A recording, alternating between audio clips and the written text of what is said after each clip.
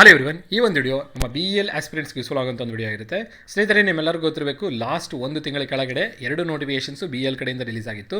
ಒಂದು notification probationary ಇಂಜಿನಿಯರ್ಗಾಗಿತ್ತು, ಇನ್ನೊಂದು notification engineering assistant ಟ್ರೈನಿಗಾಗಿ ಒಂದು ನೋಟಿಫಿಕೇಷನ್ ರಿಲೀಸ್ ಮಾಡಿದರು.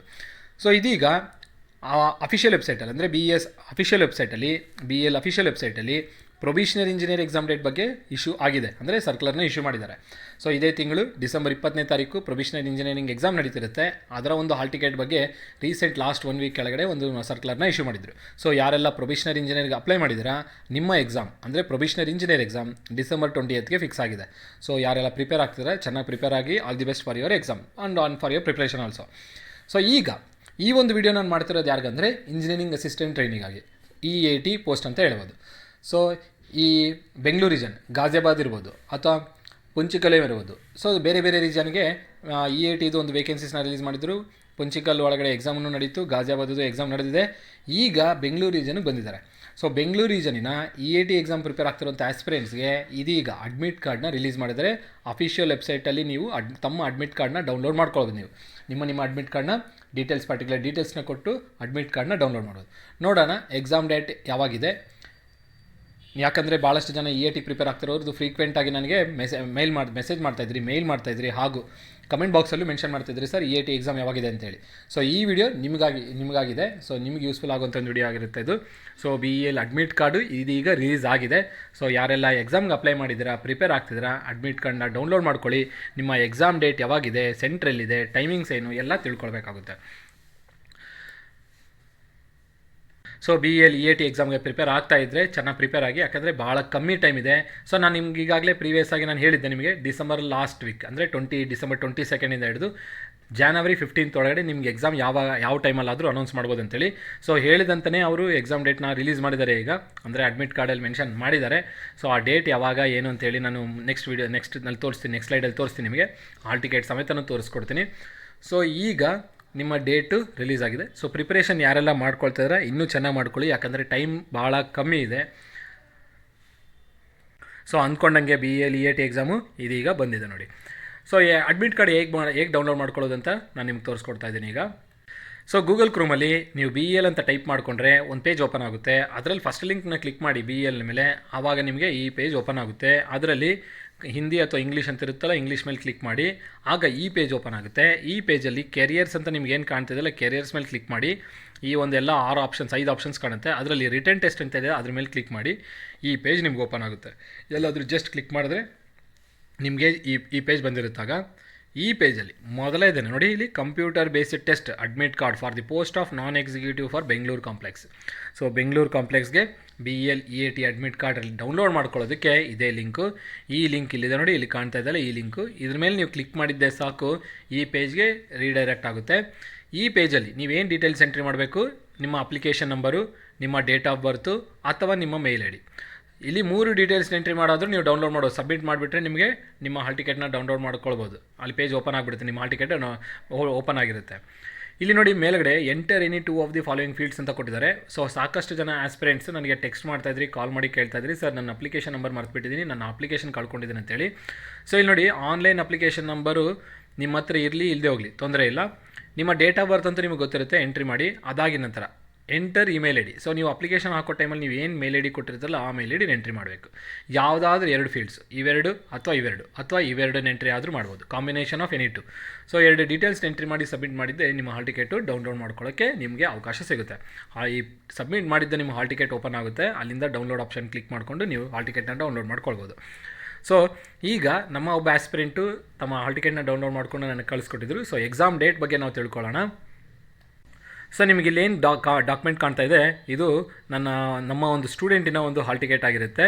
ಸೊ ಈ ಹಾಲ್ ಟಿಕೆಟಲ್ಲಿ ನಾನು ಅವರ ಇಮೇಜು, ಎಕ್ಸಾಮ್ ಸೆಂಟರು, ಅವರ ಹೆಸರು, ಅಪ್ಲಿಕೇಶನ್ ನಂಬರ್ ಎಲ್ಲ ಹೈಡ್ ಮಾಡಿದ್ದೀನಿ. ಯಾಕಂದರೆ ಒಬ್ಬರ ಡೀಟೇಲ್ಸ್ನ ನಾನು ರಿವೈಲ್ ಮಾಡಬಾರ್ದು, ಹಾಗಾಗಿ ಆ ಡೀಟೇಲ್ಸ್ನ ಹೈಡ್ ಮಾಡಿದ್ದೀನಿ.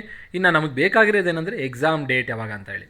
ಸೊ ನೋಡಿ, ಇಲ್ಲಿ ಡೀಟೇಲ್ಸ್ ಏನೇನು ಕೊಟ್ಟಿರ್ತಾರೆ ಅಂದರೆ candidate name, roll number, application number ಏನು, ಪೋಸ್ಟ್ ಯಾವುದಕ್ಕೆ ಅಪ್ಲೈ ಮಾಡಿದ್ದೀರಾ, ಡಿಸಿಪ್ಲೈನ್ ಯಾವುದು ನಿಮ್ಮದು, ಕ್ಯಾಟಗಿರಿ ಯಾವುದು, ಡೇಟ್ ಆಫ್ ಬರ್ತ್ ಏನಿರುತ್ತೆ, ನೀವು PWD ಬರುತ್ತಾ ಇಲ್ಲ, ಹಾಗೂ ಟೆಸ್ಟ್ ಸೆಂಟರ್ ಇಲ್ಲಿನೂ ಇದೆ ನೋಡಿ. ಇದು ನಮ್ಮ ಡೀಟೇಲ್ಸ್, ಇದು ನಮಗೆ ಬೇಕಾಗಿರುವಂಥ ಡೀಟೇಲ್ಸ್.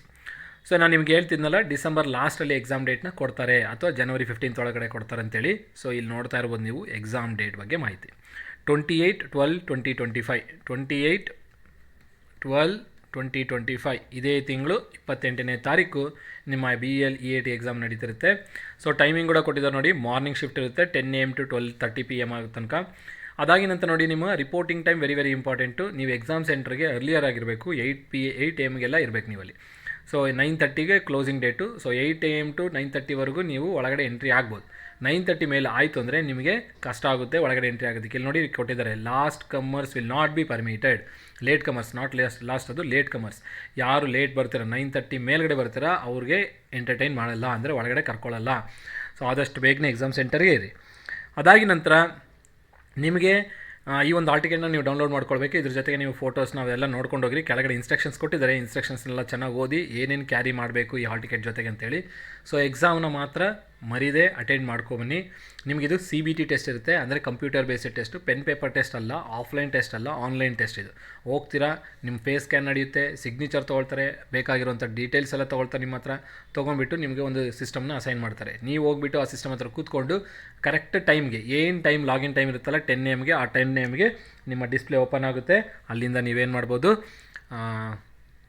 ನಿಮ್ಮ ಒಂದು ಎಕ್ಸಾಮ್ಸ್ ಶುರು ಆಗದಂಗೆ ಅಲ್ಲಿಂದ ನೀವು ಎಕ್ಸಾಮ್ನ ಅಟೆಂಡ್ ಮಾಡ್ಕೊಳ್ತಾ ಹೋಗ್ಬೋದು. ಸೊ ವೆರಿ ವೆರಿ ಇಂಪಾರ್ಟೆಂಟು, ಭಾಳ ಪ್ರೀಷಿಯಸ್ ನೋಡಿ. ಈ ಎಕ್ಸಾಮ್ದು ಅಪಾರ್ಚುನಿಟಿ ಮಾತ್ರ ಬಿಟ್ಕೊಳಕ್ಕೆ ಹೋಗ್ಬಿಡಿ. ಅದಾದಮೇಲೆ ಇನ್ನೂ ಒಂದು ವೆರಿ ವೆರಿ ಇಂಪಾರ್ಟೆಂಟ್ ಪಾಯಿಂಟ್ ನಿಮಗೆ. ಈ ಪಾಯಿಂಟು ಯಾರೆಲ್ಲ BEL-EATಗೆ ಅಪ್ಲೈ ಮಾಡಿದ್ರೆ ಹಾಗೂ KPCLಗೂ ಅಪ್ಲೈ ಮಾಡಿದ್ದಾರೆ, ಕಾಮನ್ ಕ್ಯಾಂಡಿಡೇಟ್ಸ್. ಸೊ BELಗೂ ಅಪ್ಲೈ ಮಾಡಿದ್ದೀನಿ ಸರ್, ನಾನು KPCLಗೂ ಅಪ್ಲೈ ಮಾಡಿದ್ದೀನಿ. ಸೊ ಇವ್ರಿಗೆ ಒಂದು ಸಂಕಷ್ಟಕ್ಕೆ ಬಂದಿದೆ ಈಗ. ಏನಾ ಸರ್ ಈ ಸಂಕಷ್ಟ ಅಂತಂದರೆ, ನೋಡಿ BEL ಎಕ್ಸಾಮಿನೇಷನ್ ನಮಗೆ ಯಾವತ್ತಂತ ಹೇಳಿದೆ ನಾನು, 28ನೇ ತಾರೀಕು 12ನೇ ತಿಂಗಳು 2025. ಇದೇ ಡೇಟ್ಗೆ KPCL ಎಕ್ಸಾಮ್ನೂ ಇದೆ. ಸೊ ಯಾರೆಲ್ಲ KPCL ಎಕ್ಸಾಮ್ಗೂ ಅಪ್ಲೈ ಮಾಡಿದ್ದೀನಿ ಹಾಗೂ ಇದು ಯಾವುದು BELದು EAT ಎಕ್ಸಾಮ್ಗೆ ಅಪ್ಲೈ ಮಾಡಿದ್ದೀರಾ, ಸೊ ನಿಮಗೆ ಇದೊಂದು ದೊಡ್ಡ ಇಶ್ಯೂ ಆಗಿದೆ. So BEL-EAT examination, BEL-EAT exam ಬಂದು 28/12/2025 KPCL ಅಂದರೆ KEA ಕಂಡಕ್ಟ್ ಮಾಡ್ತಿರೋದು ಇದು. ಸೊ ಇವರೇ ಎಕ್ಸಾಮ್ ನೋಡ್ತಾ ಇರ್ಬೋದು ನೀವು, ಇಲ್ಲಿ ಸ್ಕ್ರೀನ್ ಮೇಲೆ ನಿಮಗೆ ಕಾಣ್ತಾ ಇದೆ. 27ನೇ ತಾರೀಕು 2/2025 chemical supervisors, assistant engineer electrical, assistant engineer. So AEದು ಎಕ್ಸಾಮ್ಸ್ ಎಲ್ಲ 27ನೇ ತಾರೀಕಿದೆ. JEದು ನೋಡ್ಕೊಳ್ಳೋದಾದರೆ 28/12/2025 ಬೆಳಗ್ಗೆನೇ ಇದೆ, ಸೇಮ್ ಟೈಮಿಂಗ್ಸಲ್ಲಿ ಮರ್ಜ್ ಆಗಿದೆ. ಇದು ವೆರಿ ವೆರಿ ಬ್ಯಾಡ್ ಆಗಿದೆ. ಅಂದರೆ ಸೊ KE ಅವರು ಇದ್ರ ಬಗ್ಗೆ ಥಿಂಕ್ ಮಾಡಬೇಕಾಗುತ್ತೆ. ಸೊ 28/12/2025 ಸೇಮ್ ಡೇಟ್ಸು ಮರ್ಜ್ ಆಗ್ತಿದ್ದಾವೆ. ಸೊ ನನಗೆ ಗೊತ್ತಿರೋಂತೆ ಭಾಳಷ್ಟು ಜನ ನಮ್ಮ KPCLಗೆ ಅಪ್ಲೈ ಮಾಡಿರೋಂಥ ಆಸ್ಪಿರೆಂಟ್ಸು BELಗೂ ಅಪ್ಲೈ ಮಾಡಿದ್ದಾರೆ. ಯಾಕಂದರೆ ಏಜ್ ಇರೋಂಥ ಆಸ್ಪಿರೆಂಟ್ಸು ಅಪ್ಲೈ ಮಾಡಿದ್ದಾರೆ. ಅಲ್ಲಿ ಎಲ್ಲರೂ ಅಪ್ಲೈ ಮಾಡದೇ ಇರ್ಬೋದು, ಬಟ್ ಅಟ್ಲೀಸ್ಟ್ 2 to 5% ಆಸ್ಪಿರೆಂಟ್ಸ್ ಆದರೂ ಅಪ್ಲೈ ಮಾಡಿದ್ದಾರೆ. ಸೊ ನಿಮ್ಮೆಲ್ಲರಿಗೂ ಗೊತ್ತಿರಬೇಕು, ಅದರಲ್ಲೂ ಮುಖ್ಯವಾಗಿ ಮೆಕ್ಯಾನಿಕಲ್, ಎಲೆಕ್ಟ್ರಿಕಲ್, ಸಿವಿಲ್ ಕರ್ನಾಟಕದಲ್ಲಿ ಎಷ್ಟು ನೋಟಿಫಿಕೇಷನ್ಸ್ ಬರ್ತಿದೆ ಅಂತೇಳಿ. ನೋಟಿಫಿಕೇಷನ್ಸೇ ಕಡಿಮೆ ಬರೋ ಸಂದರ್ಭದಲ್ಲಿ ಬಂದಿರೋಂಥ ಅವಕಾಶಗಳು ಈ ರೀತಿಯಲ್ಲಿ ಜಾರೋಗಬಾರ್ದು. KE ಅವರು ಇದ್ರ ಬಗ್ಗೆ ಗಮನ ಹರಿಸಬೇಕಾಗುತ್ತೆ.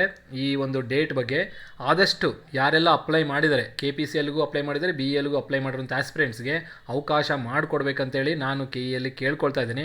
ಸೊ ಯಾರೆಲ್ಲ ಅಪ್ಲೈ ಮಾಡಿದ್ದೀರಾ, ಸರ್ ನಾನು KPCLಗೂ ಅಪ್ಲೈ ಮಾಡಿದ್ದೀನಿ, BELಗೂ ಅಪ್ಲೈ ಮಾಡಿದ್ದೀನಿ ಅಂತ ಏನಾದರೂ ಇತ್ತು ಅಂತಂದರೆ, ನೀವು ಈ ನಂಬರ್ಗೆ ನಿಮ್ಮ KPCLದು application number, KPCL application number ಹಾಗೂ BEL-EAT ಎಕ್ಸಾಮಿನ ಒಂದು ಅಡ್ಮಿಟ್ ಕಾರ್ಡ್ ಡೌನ್ಲೋಡ್ ಮಾಡಿಕೊಂಡು ನಿಮ್ಮ ಅಪ್ಲಿಕೇಶನ್ ನಂಬರ್ ಹಾಗೂ BELದು ಅಡ್ಮಿಟ್ ಕಾರ್ಡ್ ಡೌನ್ಲೋಡ್ ಮಾಡಿಕೊಂಡು ನನ್ನ ನಂಬರ್ಗೆ ಸೆಂಡ್ ಮಾಡಿ ನೋಡೋಣ. ನನ್ನ ಕಡೆಯಿಂದ ಏನು ಪ್ರಯತ್ನ ಆಗುತ್ತೋ ಆ ಪ್ರಯತ್ನನ ನಿಮಗೆ ಮಾಡೋಕ್ಕೆ ಟ್ರೈ ಮಾಡ್ತೀನಿ.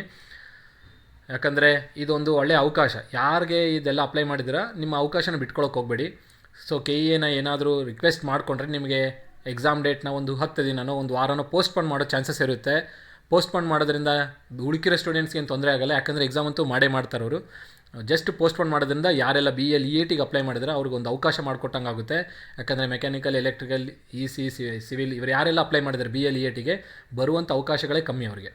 ಸೊ ಬಂದ ಅವಕಾಶನ ಈ ಥರ ಜಾರಬಾರ್ದು. ಕೆ ಇ ಅವರು ಇದ್ರ ಬಗ್ಗೆ ಗಮನ ಹರಿಸಬೇಕಾಗುತ್ತೆ. ಯಾರೆಲ್ಲ ಅಪ್ಲೈ ಮಾಡಿದಾರೆ ಅವ್ರಿಗೊಂದು ಅಪಾರ್ಚುನಿಟಿ ಮಾಡಿಕೊಡ್ಬೇಕಾಗುತ್ತೆ.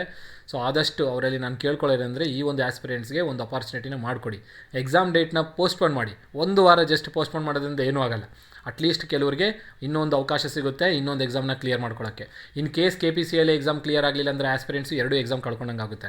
ಸೊ KPCL ಕ್ಲಿಯರ್ ಆಗುತ್ತೋ ಬಿಡುತ್ತೋ ಈ EATನೂ ಎಕ್ಸಾಮ್ ಅಟೆಂಡ್ ಮಾಡ್ಕೊಳ್ಳಿ. ಈ ಎಕ್ಸಾಮ್ನು ಅಟೆಂಡ್ ಮಾಡಿಕೊಂಡ್ರೆ ಯಾವುದಾದ್ರೂ ಒಂದು ಶಾರ್ಟ್ ಲಿಸ್ಟ್ ಆಗುತ್ತೆ, ಅವ್ರ ಲೈಫ್ ಸೆಟ್ಲ್ ಆಗುತ್ತೆ.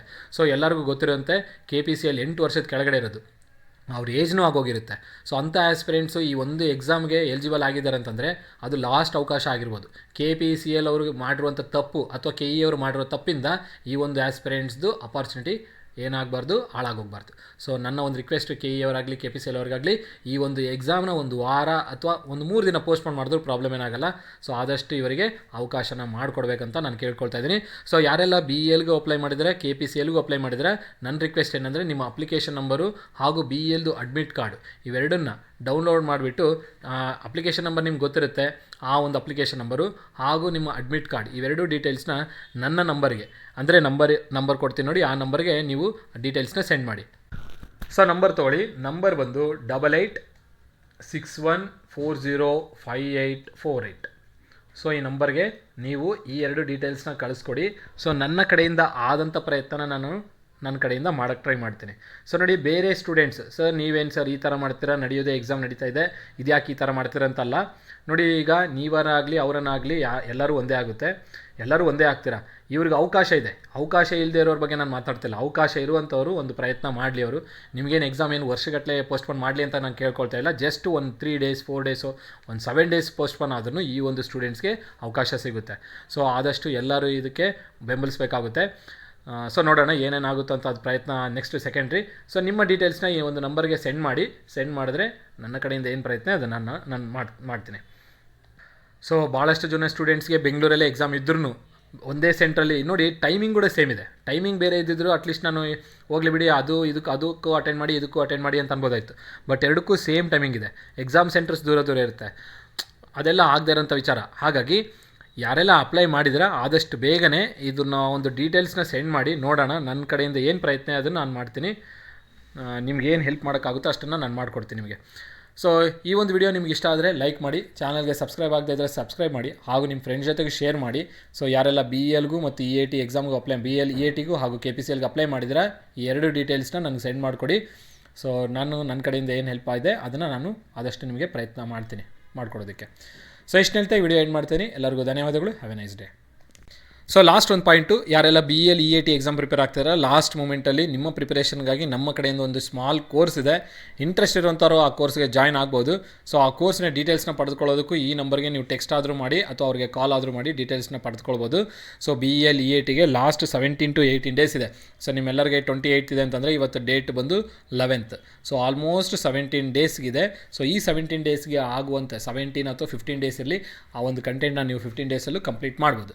ಸೊ ಆ ಕಂಟೆಂಟು ನಮ್ಮ ಹತ್ರ ಇದೆ. ಸೊ ಆಸ್ಪಿರೆಂಟ್ಸ್ ಇಂಟ್ರೆಸ್ಟ್ ಇರುವಂಥ ಆಸ್ಪಿರೆಂಟ್ಸ್ ಈ ಒಂದು ನಂಬರ್ಗೆ ರೀಚ್ ಔಟ್ ಆಗಿರಿ. ಸೊ ಇಷ್ಟು ಹೇಳ್ತಾ ಈ ವಿಡಿಯೋನ ಏನು ಮಾಡೋಣ. ಎಲ್ಲರಿಗೂ ಧನ್ಯವಾದಗಳು. Have A nice day.